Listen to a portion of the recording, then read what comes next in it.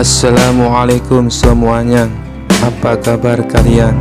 Semoga dalam keadaan sehat dan dilancarkan rezekinya oleh Allah. Amin ya robbal alamin. Alkisah suatu hari menjelang hari raya Idul Adha di sebuah desa, panitia masjid mendadak kebingungan. Khotib yang biasanya mengisi khutbah ternyata berhalangan hadir karena sapi korbannya kabur ke hutan dan belum ketemu. Panitia panik. Waktu sholat Id tinggal beberapa jam. Lalu muncullah usulan paling tidak terduga. Gimana kalau kita minta Abu Nawas jadi khotib? Semua langsung menoleh. Ada yang khawatir, ada yang penasaran, ada pula yang langsung ngelus dada. Yakin, dia tuh nggak bisa ditebak. Tapi karena tak ada pilihan lain, akhirnya disepakati Abu Nawas menjadi khotib Idul Adha. Pagi hari, jamaah memenuhi lapangan. Semua penasaran, bahkan ada yang bawa cemilan saking penasarannya. Abu Nawas pun naik ke mimbar. Ia berdiri dengan jubah putih, tangan di belakang punggung, senyum misterius di wajahnya. Abu Nawas mulai khutbah. Assalamualaikum warahmatullahi wabarakatuh. Hari ini adalah hari di mana kita berkurban. Ada yang berkurban kambing, ada yang berkurban sapi, ada pula yang berkorban perasaan. Seluruh lapangan mulai cekikikan. Saudara-saudara sekalian, mari kita renungi kisah Nabi Ibrahim yang rela menyembelih anaknya, bukan karena kurang sayang, tapi karena taat kepada perintah Tuhan. Tapi zaman sekarang, jangankan anak, nyembelih kambing saja masih nego di tukang daging. Jamaah mulai tertawa. Kurban bukan soal daging semata, tapi tentang keikhlasan. Dan jangan salah, ikhlas itu, Abu Nawas berhenti sebentar lalu melirik ke jamaah. Lebih susah dari bayar hutang di akhir bulan. Tawa pun pecah, bahkan imam yang duduk di belakangnya hampir terguling. Dan tahukah kalian, hewan kurban itu punya perasaan. Bayangkan, setiap Idul Adha mereka digiring ke lapangan. Mereka pasti mikir, ini kayak parade, tapi kenapa cuma kami yang dibawa? Manusianya nggak ada yang disembelih. Tawa makin menggila. Tapi justru itulah makna berkorban.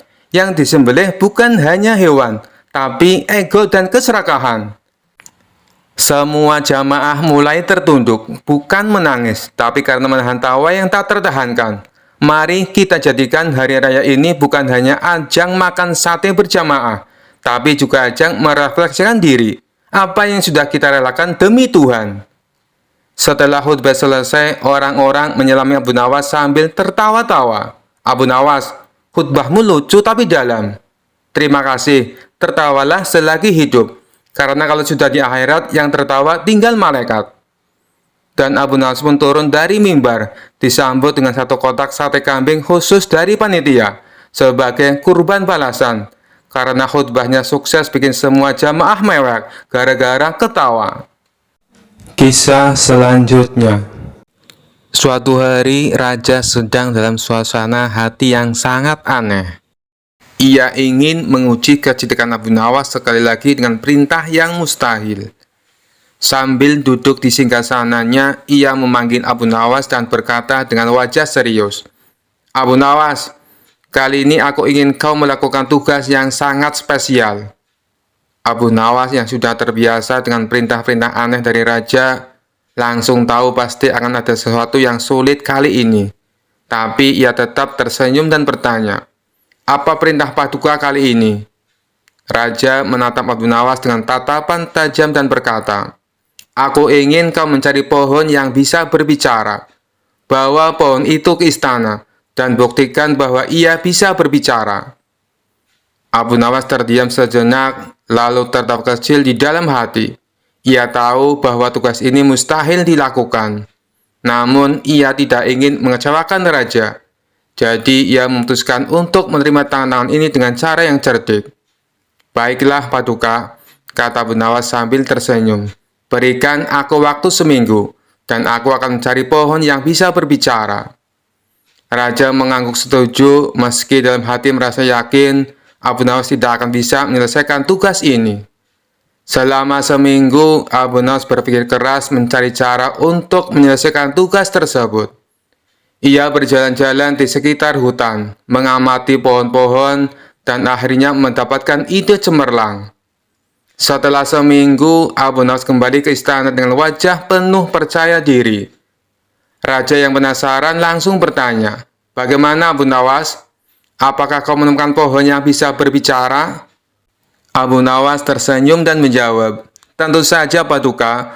Pohon itu ada di hutan dekat desa. Saya sudah berbicara dengannya, dan ia setuju untuk menjawab pertanyaan Paduka. Tapi pohon itu punya syarat." Raja tercengang dan bertanya, "Syarat? Apa syaratnya?" Abu Nawas menjelaskan, "Pohon itu tidak mau diganggu oleh banyak orang. Ia ingin Paduka datang sendirian tanpa ada pengawal. Hanya dengan begitu ia akan berbicara." Raja yang penasaran dengan keajaiban ini segera setuju. "Baik, aku akan pergi sendirian. Tunjukkan di mana pohon itu berada." Abu Nawas lalu membawa raja ke hutan, menuju sebuah pohon besar yang sangat tua. Pohon itu tampak kokoh dengan akar yang besar menjalar di sekelilingnya.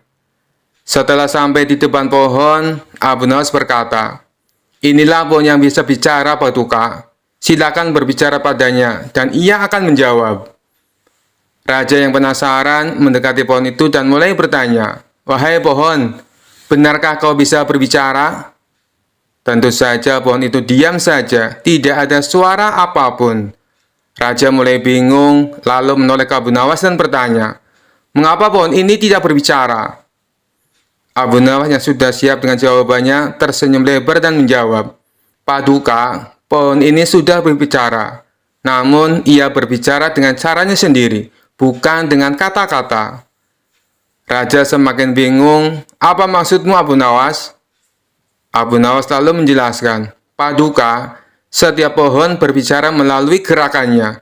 Daunnya yang melambai ditiup angin, cabangnya yang bergoyang ketika disentuh, itu semua adalah bahasa mereka. Pohon ini tadi sudah menyapa Paduka dengan anggukan dahan dan hembusan angin. Bukankah itu tanda ia merespon kehadiran Paduka?" Raja berpikir sejenak, lalu melihat ke arah pohon yang memang melambai sedikit karena angin. Meskipun Raja tahu bahwa pohon tidak berbicara seperti manusia, ia tidak bisa menyangkal kecerdikan Abu Nawas. "Abu Nawas, kau memang luar biasa," kata Raja sambil tertawa. "Aku tidak menyangka kau bisa menemukan jawaban untuk tugas ini. Pohon ini memang tidak berbicara seperti manusia, tapi aku harus mengakui, kau benar, setiap makhluk punya cara sendiri untuk berbicara." Abu Nawas membungkuk hormat dan berkata, "Terima kasih, Paduka. Pohon ini memang luar biasa, seperti halnya setiap ciptaan di alam. Mereka semua berbicara, hanya saja kita yang harus mendengarkan dengan cara yang berbeda." Raja puas dengan jawaban itu, dan sejak itu ia tidak pernah lagi meragukan kecerdikan Abu Nawas. Meskipun perintah-perintah ia berikan selalu di luar akal sehat. Dan tentu saja orang-orang di istana kembali tertawa, karena Abu Nawas lagi-lagi berhasil mengatasi tantangan yang mustahil dengan cara yang kocak dan cerdas. Kisah selanjutnya. Dikisahkan suatu hari Abu Nawas sedang berjalan di tepi sungai sambil menikmati angin sepoi-sepoi.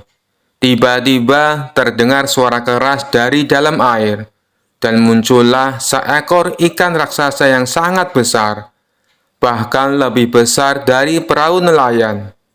Ikan itu menatap Abu Nawas dengan mata tajam, seakan ingin memulai percakapan. "Hai manusia, kau adalah Abu Nawas yang terkenal cerdik itu, bukan?" tanya ikan raksasa dengan suara yang menggelegar.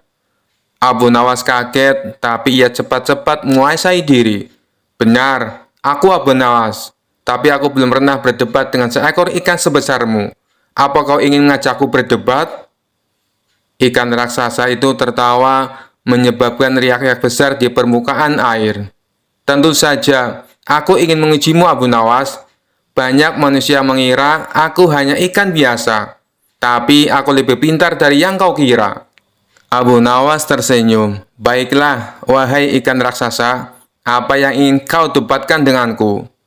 Ikan itu mendekat dan berkata, Pertanyaan sederhana, mana yang lebih berguna, tinggal di dalam air atau di daratan? Abu Nawas tertawa kecil dan menjawab, tentu saja di daratan. Di darat, kami manusia bisa berjalan, bekerja, memasak, dan membangun rumah. Di air, kau hanya berenang bolak-balik. Ikan itu tersenyum mengejek. Kau tak tahu kesulitan hidup di darat, Abu Nawas. Di air, aku tidak perlu susah payah memasak, karena makananku sudah langsung tersedia. Tidak perlu rumah atau tempat tinggal, karena seluruh sungai ini adalah tempatku. Hidup di air itu lebih praktis. Abu Nawas mengangguk berpikir sebentar. Tapi wahai ikan raksasa, di darat kami bisa membuat pakaian, melindungi tubuh kami dari cuaca, dan mengembangkan ilmu pengetahuan. Kau hanya berenang sepanjang waktu, tidak bosan? Ikan raksasa itu mengibaskan ekornya dengan bangga. Bosan? Justru aku bebas berenang kemana saja, tanpa batas, tanpa terhalang oleh apapun. Dan kalau aku ingin tahu tentang daratan, aku cukup menangkap cerita-cerita dari manusia yang mendekat ke tepi sungai. Abu Nawas tertawa. Baiklah, kau punya kebebasan. Tapi ingat, kami manusia punya otak yang cerdas. Kami bisa berpikir, menemukan cara hidup baru, bahkan membangun istana. Ikan raksasa itu tersenyum licik. Begitu ya, tapi coba kau pikiran ini, Abu Nawas. Di air, aku tak punya musuh yang bisa mengalahkanku, karena aku terbesar di sini. Sementara kau di darat, apakah kau benar-benar aman? Bagaimana dengan perintah raja atau masalah yang lainnya? Abu Nawas terdiam sejenak, lalu tertawa keras. Wahai ikan raksasa, ternyata kau memang pintar juga. Kau benar, mungkin kehidupan di air punya kelebihan sendiri. Tapi jangan lupa, aku juga pintar beradaptasi dan menaklukkan masalah di darat. Ikan raksasa mengangguk puas. Abu Nawas, aku mengakuimu sebagai lawan yang seimbang. Meski manusia punya otak dan tinggal di darat, aku tetap bangga dengan kehidupanku di air. Mari kita setuju untuk hidup sesuai alam kita masing-masing. Abu Nawas tersenyum dan menjawab, setuju. Kau adalah ikan yang bijaksana. Semoga kita bertemu lagi di lain waktu. Dengan itu, ikan raksasa menyelam kembali ke dalam air, meninggalkan riak yang besar. Sementara Abu Nawas melanjutkan perjalanannya sambil tertawa, merenungi percakapannya yang tak biasa dengan ikan raksasa yang penuh akal. Kisah selanjutnya. Dikisahkan Abu Nawas mempunyai tetangga yang licik yang bernama Abu Jahal. Abu Jahal mempunyai kebun yang ditanami berbagai macam buah-buahan. Kebun Abu Jahal ini berdekatan dengan kebun milik Abu Nawas. Kebun milik Abu Nawas hanya dibatasi tumpukan batu. Sedangkan Abu Jahal berkeinginan menambah luas area kebunnya. Abu Jahal berpikir keras agar keinginannya bisa terwujud. Hal ini sampai membuatnya dia susah untuk tidur. Kemudian terlintas niat jahat di benaknya. Aku harus melakukannya sekarang, mumpung waktunya sudah malam, pikir Abu Jahal. Di tengah malam gelap gulita, Abu Jahal langsung pergi menuju kebun miliknya. Ia mencari pembatas tumpukan kayu yang menjadi pemisah antar kebunnya dan kebun milik Abu Nawas. Setelah menemukannya, Abu Jahal mulai mengangkat satu persatu batunya, lalu memindahkan ke area kebun milik Abu Nawas. Dengan begitu, luas kebun milik Abu Jahal menjadi bertambah luas. Setelah selesai, dia kembali pulang ke rumahnya dengan sembunyi-sembunyi. Dia senang dengan apa yang dilakukannya.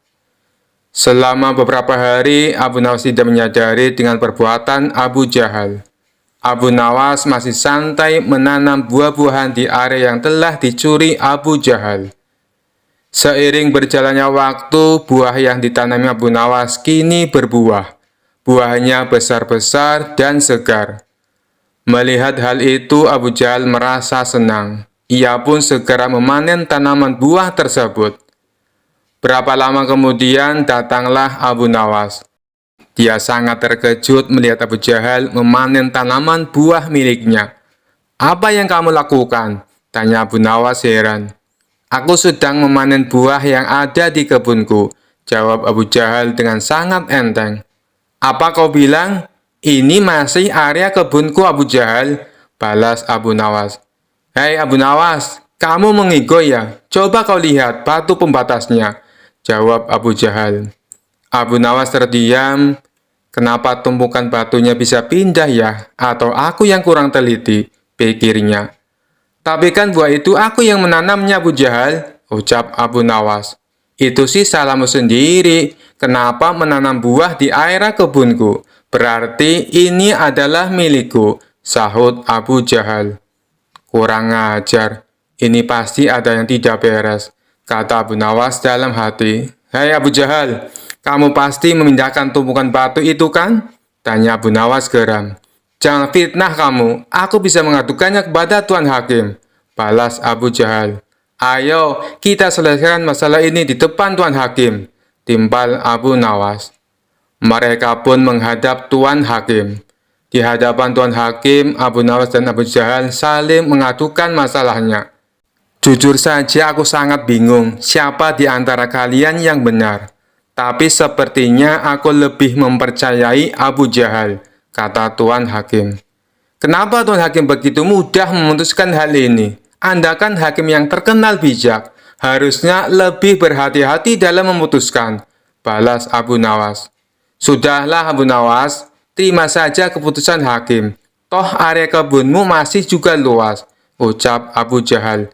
Enak saja kamu bicara, kamu telah mencuri lahanku. Kamu sengaja memindahkan tumpukan batu yang menjadi pembatas, bentak Abu Nawas.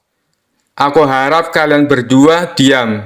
Apa yang akan aku putuskan tidak bisa diganggu-gugat. Keputusanku adalah tanah yang kamu tanami buah adalah milik Abu Jahal, kata Tuan Hakim. Mendengar hal itu, Abu Jahal merasa sangat senang. Terima kasih Tuan Hakim, Anda adalah hakim yang paling bijak yang pernah saya kenal, ucapnya. Sementara Abu Nawas hanya bisa pasrah menerima keputusan tersebut.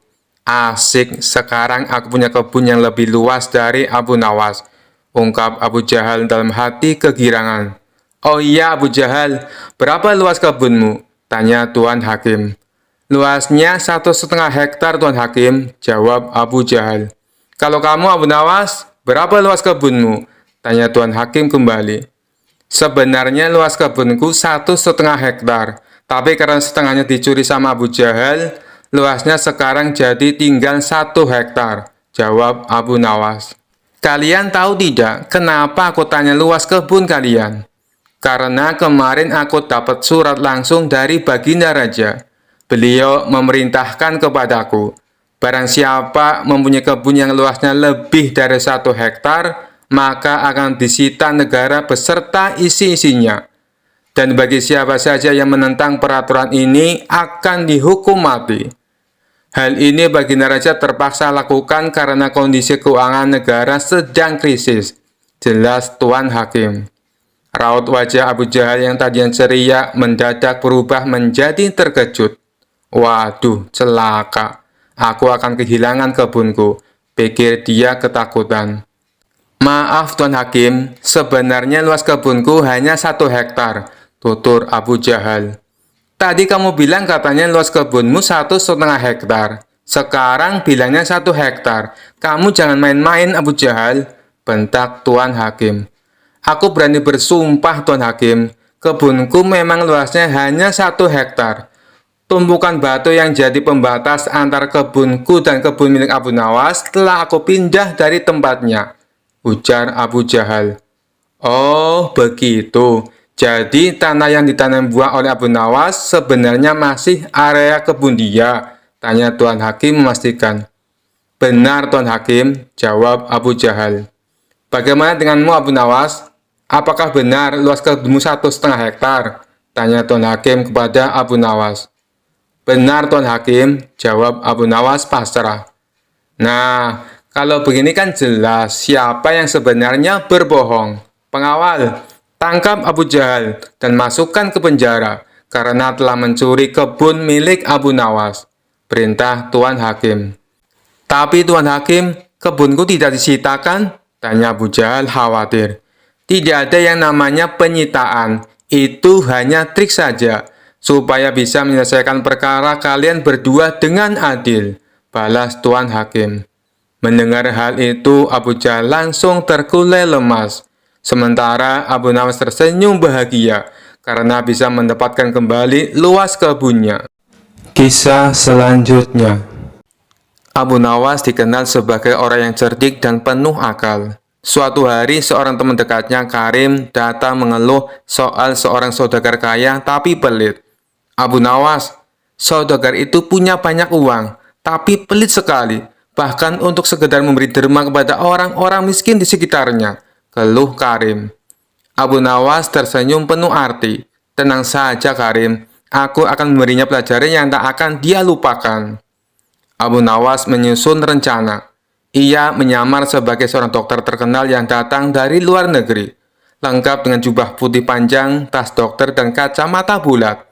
Ia bahkan membawa botol-botol kecil yang diisinya dengan air dan rempah-rempah, lalu ia labeli sebagai obat ajaib. Ia mendatangi rumah saudara tersebut dan memperkenalkan diri. Assalamualaikum, aku adalah Dokter Abu Nawas, seorang tabib terkenal dari negeri jauh. Kudengar Anda sedang membutuhkan pengobatan khusus. Saudagar kaya itu yang selalu khawatir akan kesehatannya, meski sebenarnya sehat-sehat saja, segera mengundang Abu Nawas masuk. Setelah duduk, Abu Nawas mulai berpura-pura memeriksa saudagar itu. Ia memegang denyut nadi, melihat lidah, dan mengetuk lututnya dengan sendok. Sesekali Abu Nawas mengangguk serius. Ya, ini serius sekali, kata Abu Nawas dengan nada tegas. Kau terkena penyakit pelitis akutis. Saudara itu kebingungan. Pelitis akutis? Penyakit apa itu Tuan Dokter? Abu Nawas menggelengkan kepala, pura-pura prihatin. Ini penyakit langka. Jika tidak segera diobati, kau bisa kehilangan seluruh hartamu dalam semalam. Gejalanya adalah rasa takut yang berlebihan untuk berbagi. Aku harus segera menangani ini. Abu Nawas mengeluarkan botol-botol ajaibnya dan berkata, ini adalah ramuan khusus. Namun obat ini hanya bekerja jika kau bersedia mendonasikan hartamu kepada orang miskin. Semakin besar donasi, semakin cepat kau sembuh. Saudagar itu panik, ia takut kehilangan hartanya, tetapi ia lebih takut terkena penyakit yang disebut Abu Nawas. Baiklah Tuan Dokter, aku akan menyumbangkan sebagian hartaku. Abu Nawas langsung memanggil beberapa orang miskin yang kebetulan lewat. Ini, berikan sebagian uangmu kepada mereka sekarang juga, perintahnya. Saudagar itu dengan enggan mulai membagikan uang kepada orang-orang miskin. Abu Nawas terus mengawasi dengan wajah serius. Setelah beberapa saat, Abu Nawas berkata, luar biasa, penyakitmu mulai sembuh. Tapi ingat, untuk benar-benar sembuh, kau harus terus berbagi setiap minggu. Beberapa minggu kemudian, saudagar itu merasa dirinya lebih baik. Ia bahkan mulai merasa senang berbagi dengan orang lain. Namun saat ia mendengar bahwa Dr. Abdul Nawas sebenarnya adalah Abu Nawas, ia malah tertawa. Abu Nawas memang pintar sekali. Dia menipuku, tapi aku tak marah. Aku justru merasa lebih bahagia sekarang. Sejak saat itu, saudagar tersebut berubah menjadi orang yang dermawan. Dan Abu Nawas kembali terkenal sebagai sosok cerdik yang selalu punya cara unik untuk memperbaiki keadaan. Kisah selanjutnya. Kisah Abu Nawas kali ini berawal dari Baginda Raja yang memiliki seorang menteri kepercayaan dan senantiasa mendampinginya. Menteri itu bernama Abu Jahal. Namun kepercayaan yang diberikan oleh Baginda Raja sering dimanfaatkan oleh Abu Jahal untuk memperkaya diri. Terkadang ia meminta upeti kepada rakyat dengan mengatasnamakan Baginda Raja. Hal ini tentu saja membuat Abu Nawas geram, tapi tidak berani mengadukannya kepada Baginda Raja. Sebab dengan kedudukan yang dimiliki, Abu Jahal bisa saja memutarbalikkan fakta dan menuduh Abu Nawaslah pelakunya. Seiring berjalannya waktu, penasihat istana meninggal dunia. Baginda Raja sangat kehilangan dan belum bisa menemukan penggantinya. Jadi untuk sementara waktu jabatan penasihat istana masih kosong, belum ada yang mendudukinya. Kesempatan ini segera dimanfaatkan Abu Jahal. Ia ingin sekali menduduki jabatan tersebut. Dengan begitu, ia bisa lebih leluasa mempengaruhi Baginda Raja. Segala cara Abu Jahal lakukan. Di depan Baginda Raja, Abu Jahal terus mencari muka agar terpilih menjadi penasehat istana. Tapi sayangnya ambisi Abu Jahal ini harus kandas di tengah jalan. Karena tidak berapa lama Baginda Raja justru memilih Abu Nawas untuk menjadi penasehat istana. Keputusan Baginda Raja ini tentu saja membuat Abu Jahal kecewa, sehingga ia menaruh dendam kepada Abu Nawas. Suatu hari ketika Abu Jahal melihat Abu Nawas sedang duduk bersama Baginda Raja, timbul pemikiran di kepalanya. Seharusnya aku yang ada di tempat Abu Nawas. Abu Nawas tidak pantas duduk di situ. Abu Nawas itu apa dia? Tidak mampu mengurus masalah kerajaan. Pantasnya dia jadi pelawak istana. Gerutu Abu Jahal dalam hati. Merasa kecewa dengan keputusan Baginda Raja, Abu Jahal lalu menyampaikan keberatan. Pada suatu hari saat Baginda Raja sedang duduk sendirian di singgasananya, Abu Jahal menghadap dan berkata, "Ampun Paduka yang mulia, hamba izin menghadap Baginda Raja."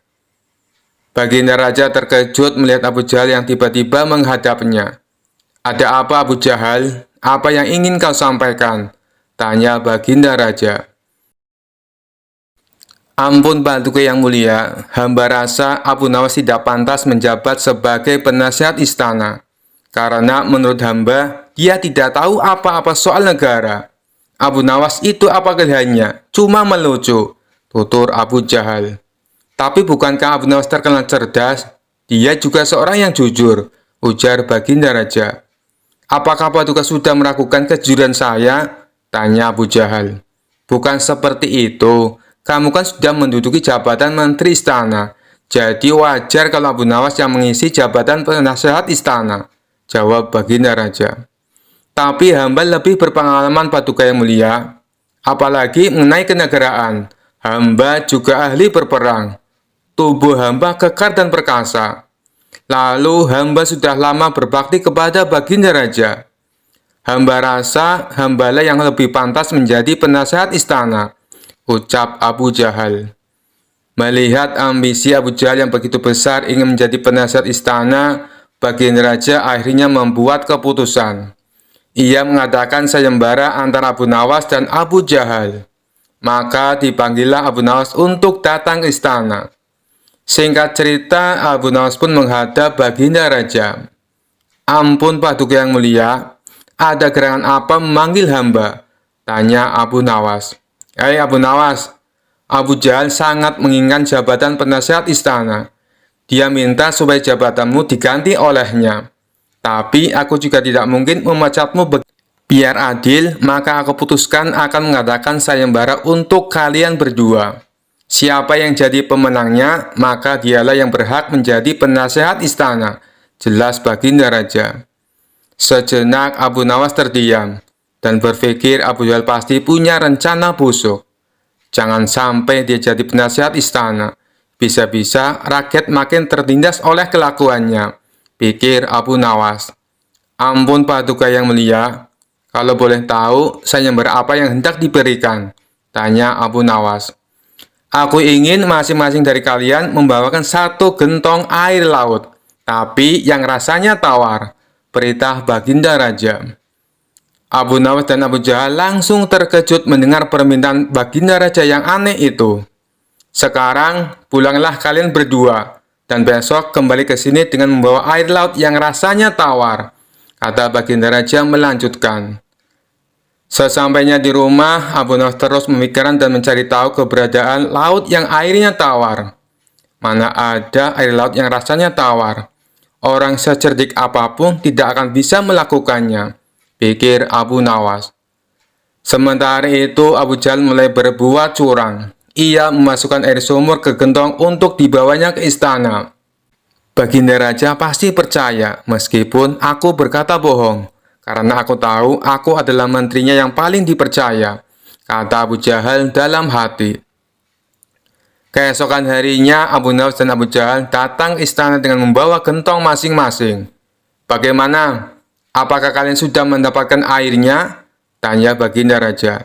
"Sudah, Paduka Yang Mulia," jawab Abu Jahal dan Abu Nawas serempak. Kemudian Abu Jahal maju lebih dulu menyerahkan gentongnya. "Ini Paduka, air laut permintaan Paduka," ucap Abu Jahal.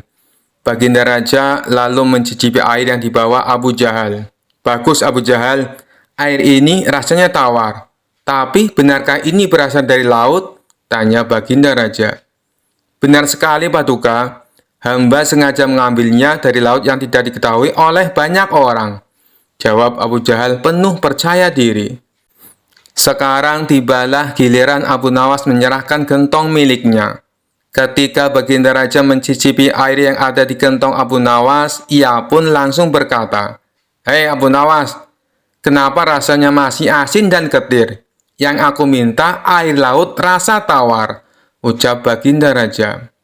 "Ampun Paduka Yang Mulia, tapi memang begitulah rasa air laut," balas Abu Nawas.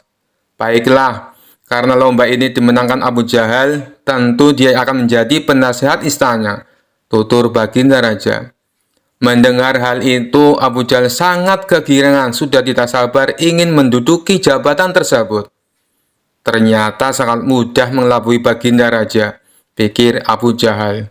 Tapi tiba-tiba Baginda Raja kembali berkata, "Hai Abu Jahal, di mana kamu menemukan air laut yang airnya tawar? Antarkan aku ke sana sekarang. Aku ingin mandi di sana," titah Baginda Raja. Seketika wajah Abu Jahal menjadi pucat, tubuhnya lemas dan gemetaran. "Anu Paduka Yang Mulia, hamba kenapa? Kalau kamu tidak bisa membuktikannya, berarti kamu telah membohongiku," ucap Baginda Raja. "Ampun Paduka Yang Mulia, air yang hamba bawa memang bukan air laut, tapi air dari sumur," kata Abu Jahal ketakutan. "Kamu lancang Abu Jahal. Kamu kira aku anak kecil yang mudah dikelabui? Karena kamu telah berani berbohong, maka sebagai hukumannya, kamu bukan hanya gagal jadi penasihat istana, tapi juga akan dipecat dari menteri. Kamu juga harus menjalani hukuman penjara," bentak Baginda Raja. Kemudian Baginda Raja memerintahkan beberapa pengawal untuk menangkap Abu Jahal dan memasukkannya ke penjara. Kini tinggallah Abu Nawas di hadapan Baginda Raja. "Hei Abu Nawas, bukankah kamu terkenal cerdik? Bisa saja kamu membohongiku, dan dengan kecerdikanmu itu kamu tentu bisa menutupi kebohonganmu. Tapi kenapa tidak kau lakukan?" tanya Baginda Raja. "Ampun Paduka Yang Mulia, hamba memang cerdik, tapi hamba bukan pembohong. Secerdik apapun manusia, tidak akan ada yang bisa mengubah rasa air laut menjadi tawar," terang Abu Nawas. "Kamu memang benar Abu Nawas, itulah orang yang saya cari untuk menduduki jabatan sebagai penasihat istana, cerdik dan jujur," kata Baginda Raja tersenyum puas. Kisah selanjutnya. Pada suatu siang di sebuah masjid pinggir kota Baghdad, ada seorang pria bernama Abdul Qasim yang sedang beristirahat sejenak. Lalu ia terpana dengan gerak-gerik seorang pria yang sedang khusyuk berzikir sambil bersila. Pria itu bernama Abu Nawas. Kenapa ia sangat khusyuk?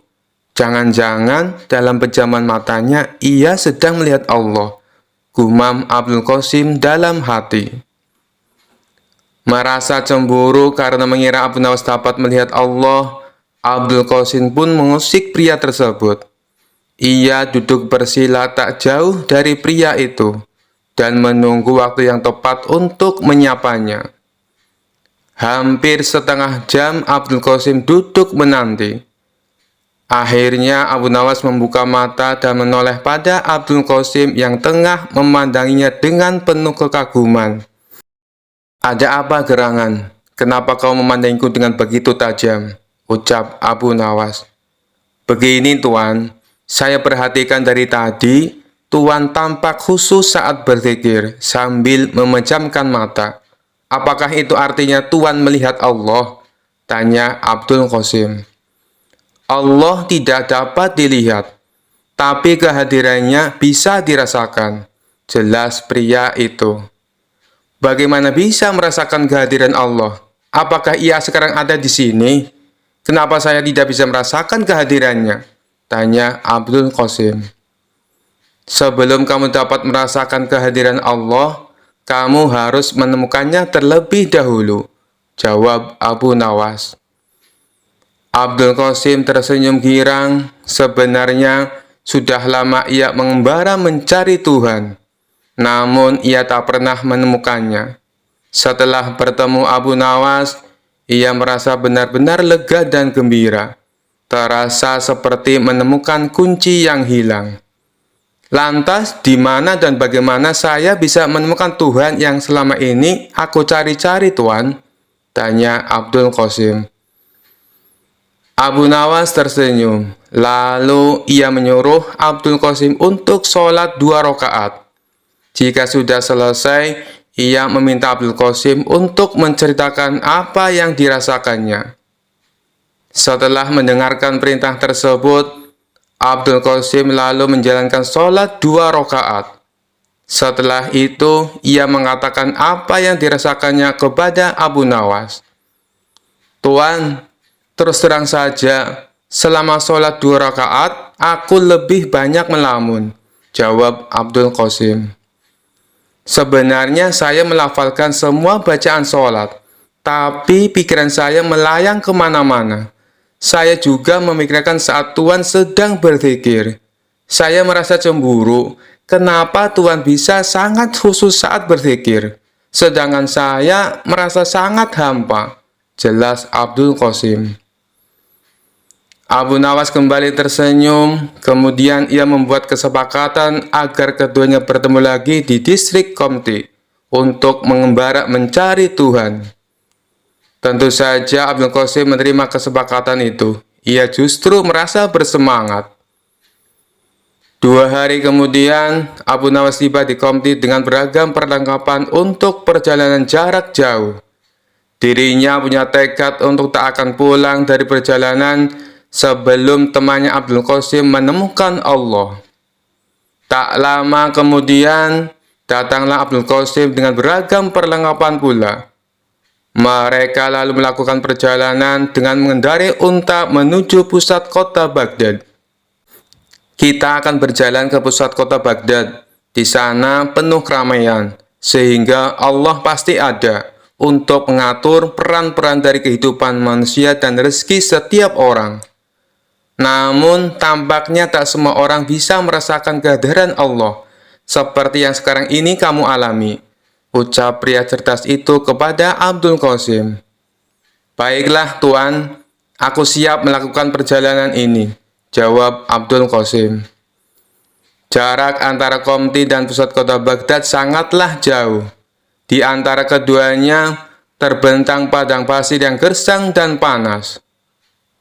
Dalam perjalanan, tiba-tiba Abu Nawas mengatakan pada Abdul Qasim bahwa mereka nanti akan menjamak sholat untuk menghemat waktu. Temanku Abdul Qasim, untuk menghemat waktu, bagaimana kalau kita nanti melakukan sholat jamak takhir? Artinya, kita tidak hanya akan mengurangi jumlah rakaat sholat, tapi juga menggabungkan sholat duhur dengan sholat asar di satu waktu, yaitu di waktu sholat asar, ucap Abu Nawas.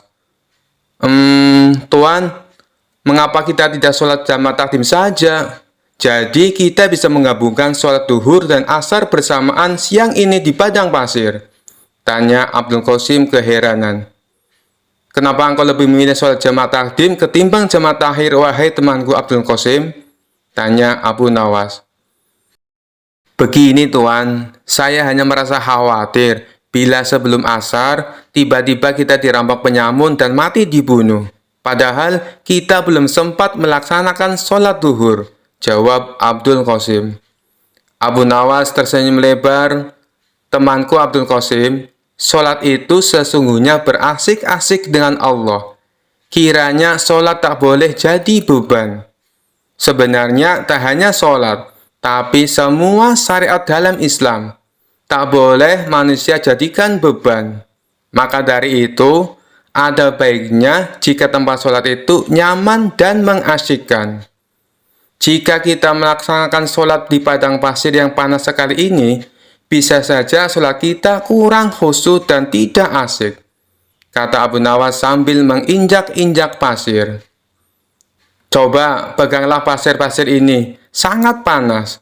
Jidatmu bisa saja melepuh jika kamu sholat di sini. Itu berarti sholat yang kamu laksanakan tak hanya jadi beban, tapi juga bisa membahayakan. Mari kita cari masjid di desa Kubedi atau Isbilya. Apabila sesuai perkiraanmu, kita dirampok dan dibunuh sebelum sampai desa itu, tak perlu khawatir. Yang penting kita sudah berniat untuk sholat duhur. Baru berniat saja, Allah pasti sudah tersenyum. Apalagi jika kita benar-benar melaksanakannya. Imbuh Abu Nawas. Baiklah Tuan, saya paham sekarang, ucap Abdul Qasim sambil menganggukkan kepalanya. Setelah perbincangan tersebut, mereka lalu melanjutkan perjalanan. Tak lama kemudian, sampailah mereka di masjid di desa Isbilya. Mereka lalu bertemu dengan serombongan musafir yang berhenti di masjid dengan mengendarai unta mereka. Setelah Abu Nawas dan Abdul Qasim sholat, mereka mendapati bila rombongan musafir itu tidak ikut sholat. Karena penasaran, Abdul Qasim pun bertanya pada salah satu rombongan.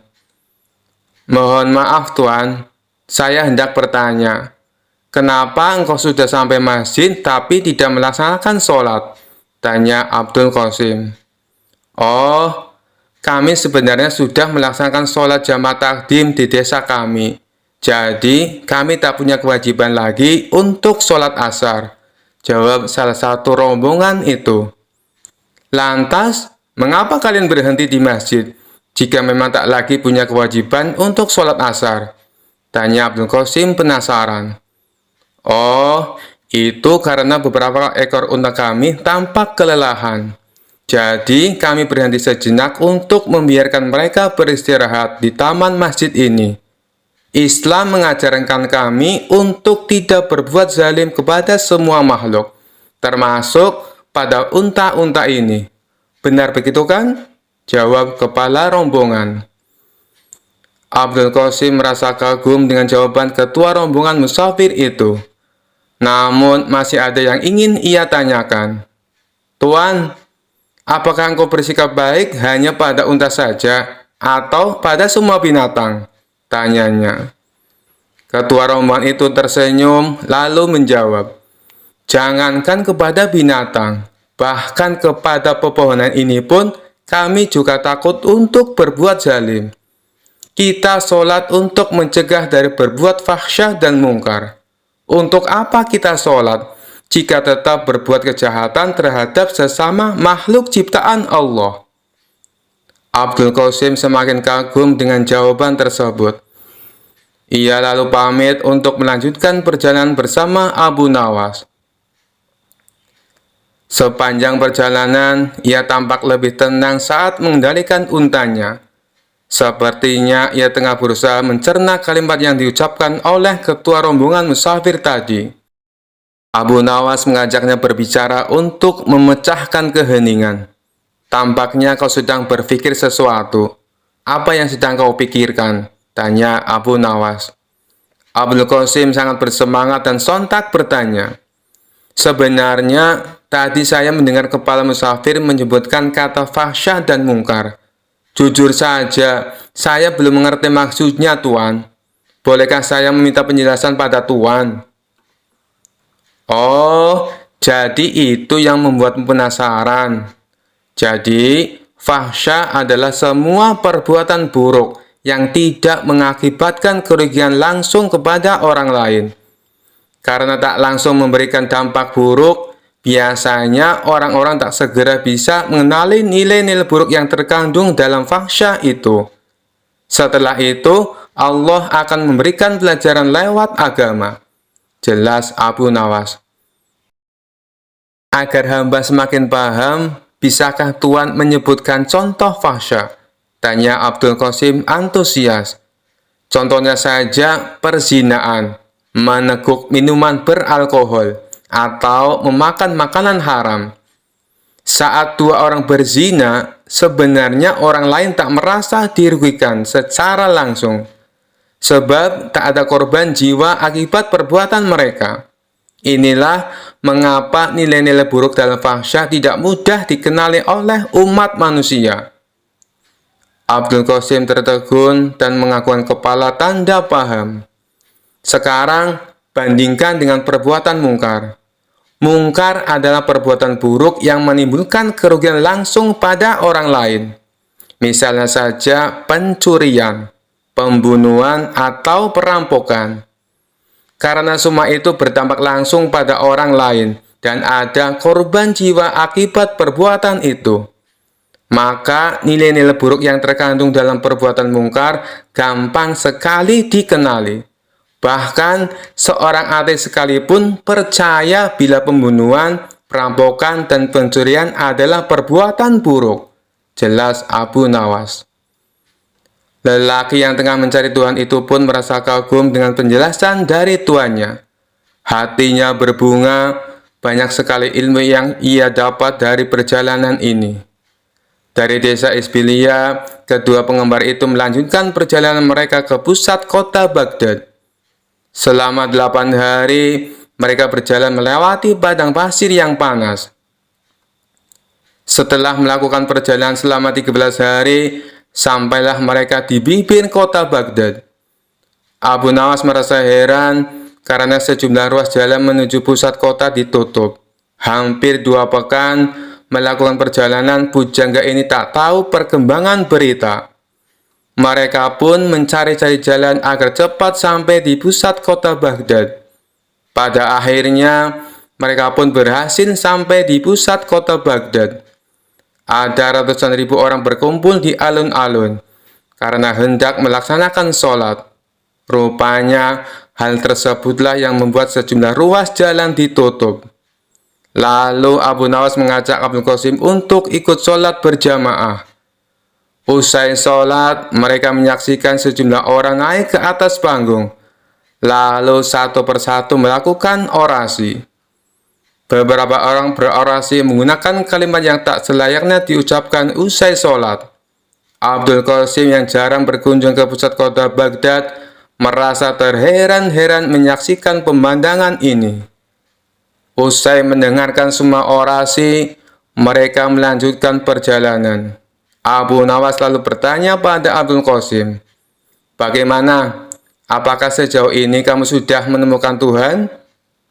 "Belum sepenuhnya," jawab Abdul Qasim dengan nada suara agak sedih. "Bahkan sejujurnya, di alun-alun tadi saya merasa tidak sholat. Boro-boro saya menemukan Tuhan," imbuhnya. Abu Nawas tahu arah pembicaraan Abdul Qasim, tapi ia biarkan temannya itu meracau sendiri di atas panggung untanya. "Saya merasa barusan mengalami perbuatan mungkar," ucap Abdul Qasim meracau. "Kenapa bisa begitu?" tanya Abu Nawas. "Saat menuju pusat kota Baghdad, kita tadi benar-benar kesulitan mencari jalan. Karena beberapa jalan ditutup gara-gara ratusan orang mau sholat di tanah lapang. Padahal, sebelah lapangan itu ada masjid yang besar. Bukankah ini mirip definisi perbuatan mungkar yang Tuhan pernah jelaskan?" ucap Abdul Qasim. "Saya tak ingin buru-buru mengatakan yang mereka lakukan tadi itu adalah perbuatan mungkar. Siapa tahu mereka memang berniat untuk sholat berjamaah di tempat terbuka," ujar Abu Nawas. Dalam hati, Abu Nawas sebenarnya merasa senang karena temannya mulai menemukan pintu yang benar menuju Tuhan. Ia makin bersemangat menemani Abdul Qasim untuk menemukan Tuhan. Setelah 2 hari meninggalkan kota Baghdad, sampailah mereka di sebuah masjid kecil di pinggir gurun. Saat menambatkan unta di halaman masjid, mereka sadar bila bekal mereka telah habis.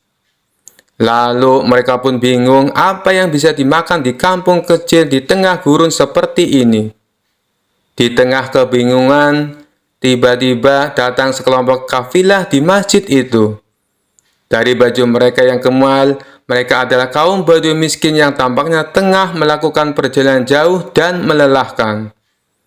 Usai menampatkan unta mereka, kepala kafilah itu menghampiri Abu Nawas dan Abul Qasim untuk memberi salam. Setelah berbincang singkat, kepala kafilah itu tahu bila Abu Nawas dan Abul Qasim sedang kelaparan. Tanpa basa-basi, kepala kafilah itu memberi mereka makanan. Awalnya Abu Nawas menolak, karena ia melihat makanan itu sebenarnya juga bekal terakhir yang dibawa kafilah itu. Tapi setelah kepala kafilah itu maksanya, akhirnya Abu Nawas menerima makanan itu. Tanpa sadar, ia meneteskan air mata karena merasa terharu. Kenapa Tuhan memberikan makanan ini pada kami? Padahal bekal Tuhan juga menipis. Sementara perjalanan Tuhan pasti masih jauh, tanya Abdul Qasim. Saudara mungkin tak tahu, sebenarnya saya bukan mengurangi bekal makanan, tapi justru sedang menambahnya, jelas ketua kafilah. Bagaimana bisa? Tanya Abdul Qasim bingung. Ingatlah perkataanku, wahai saudaraku. Allah memerintahkan kita untuk bersedekah, dalam kondisi sempit maupun lapang. Ia senang dengan apa yang kita kerjakan ini. Allah juga berjanji, jika kita bersedekah, maka ia akan mengganjarkan pahala sebanyak 700 kali lipat. Bayangkan saja, saya sekarang memberi kalian sekantong makanan, maka nanti akan datang 700 kantong makanan untuk kami, ucap ketua kafilah. Bagaimana Tuhan bisa yakin? Seandainya 700 kantong makanan itu tidak datang, Tuhan akan mati kelaparan, ujar Abdul Qasim penasaran. Saya yakin sekali bahwa Allah di samping kita. Jangan pernah meragukan kemampuannya membagi-bagi rezeki. Buktinya, saat kalian sedang kelaparan di padang pasir, Allah tetap mengirimkan rezeki dengan mengutus kami datang ke masjid ini, ucap kepala kafilah sambil menepuk pundak Abdul Qasim. Lagi pula, jika Allah tidak memberikan 700 kantong makanan pada kami, pada nanti malam atau besok pagi hingga kami pun mati, saya lebih berbahagia lagi. Itu berarti Allah yang kami yakini selalu ada di samping kami. Akan segera kami jumpai dengan sepenuh keyakinan dan kebahagiaan. Imbuh ketua kafilah sambil undur diri untuk menyantap bekal terakhirnya. Sementara Abu Nawas dan Abdul Qasim menyantap makanan mereka dengan tetesan air mata. Saat senja tiba, rombongan kafilah itu mohon pamit. Lalu Abu Nawas dan Abdul Qasim mengantar kepergian mereka dengan syukur dan sukacita. Karena hari sudah semakin gelap, bagaimana kalau bermalam saja di masjid ini? Besok kita akan kembali ke rumah masing-masing, ucap Abdul Qasim. Apakah itu artinya kau sudah menemukan Tuhan, saudaraku Abdul Qasim? Tanya Abu Nawas. Benar Tuan, saya sudah menemukan Tuhan yang selama ini hilang dari saya. Tapi Tuan nikmati keberadaannya dalam zikir Tuan. Jelas Abdul Qasim yakin. Bagaimana bisa engkau tiba-tiba menemukan Tuhan, saudaraku? Tanya Abu Nawas penasaran. Sebenarnya, ketika hari pertama kita melakukan perjalanan, dan Tuhan berkata bahwa sholat harus mengasihkan dan tak boleh tersiksa menanggung beban, saya hampir menemukan Allah. Ia menurunkan syariat agama pasti untuk membahagiakan umatnya, bukan untuk mempersulit mereka, ucap Abdul Qasim. Kemudian, ketika kita bertemu dengan musafir yang peduli pada unta-unta mereka, saya sudah merasa semakin dekat dengan Tuhan yang saya cari. Lalu ketika saya tak merasa bahagia ketika sholat di alun-alun kota Baghdad, sesungguhnya saya merasa tengah diajarkan makna dan tujuan sholat yang sebenarnya, imbuh Abdul Qasim. Abu Nawas hanya terdiam dan tersenyum. Wahai saudaraku, sore ini adalah puncaknya saya menemukan Allah. Bertemu dengan para kafilah membuat saya sadar bahwa tujuan dari sholat sesungguhnya adalah menjaga kemanusiaan. Tanpa pemberian mereka, Mungkin kita malam ini akan mati kelaparan. Sholat yang mereka lakukan membuat mereka yakin kemanusiaan harus dijaga dimanapun mereka berada.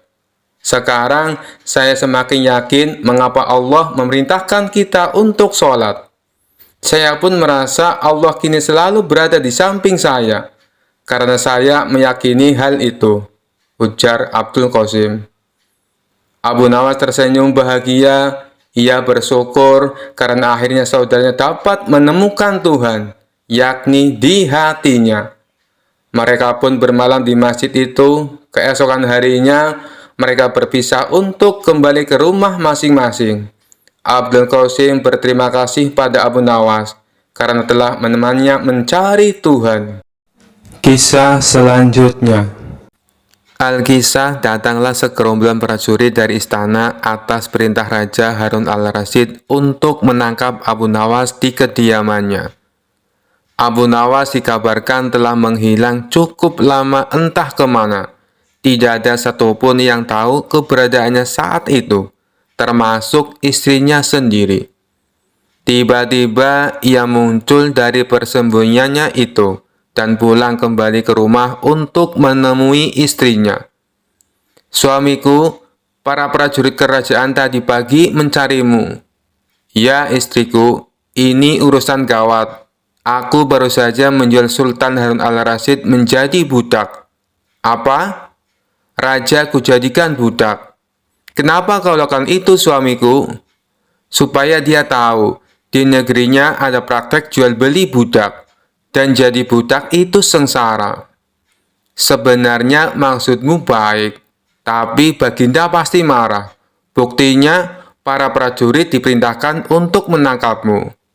Menurutmu, apa yang akan dilakukan Sultan Harun al-Rasyid kepadaku?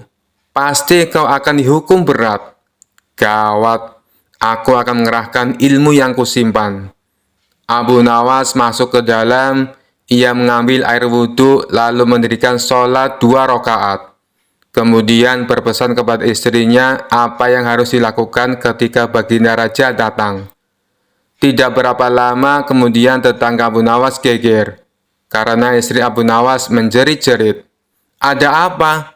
tanya tetangga Abu Nawas sambil tergopoh-gopoh. "Suamiku mati." "Hah? Abu Nawas mati?" "Iya." Kini kabar kematian Abu Nawas tersebar ke seluruh pelosok negeri. Baginda Raja terkejut. Kemarahan dan kegeraman beliau agak surut mengingat Abu Nawas adalah orang yang paling pintar menyenangkan dan menghibur Baginda Raja. Baginda Raja beserta beberapa pengawal istana beserta tabib istana segera menuju rumah Abu Nawas. Tabib segera memeriksa Abu Nawas. Sesaat kemudian, ia memberi laporan kepada Baginda Raja bahwa Abu Nawas memang telah mati beberapa jam yang lalu. Setelah melihat sendiri tubuh Abu Nawas terbujur kaku tak berdaya, Baginda Raja merasa terharu dan meneteskan air mata. Beliau bertanya kepada istri Abu Nawas, "Adakah pesan terakhir Abu Nawas untukku?" "Ada paduka yang mulia," kata istri Abu Nawas sambil menangis. "Katakanlah," kata Baginda Raja. "Suami hamba, Abu Nawas, memohon sudilah kiranya Baginda Raja mengampuni semua kesalahannya, baik di dunia maupun di akhirat di depan rakyat," kata istri Abu Nawas terbata-bata.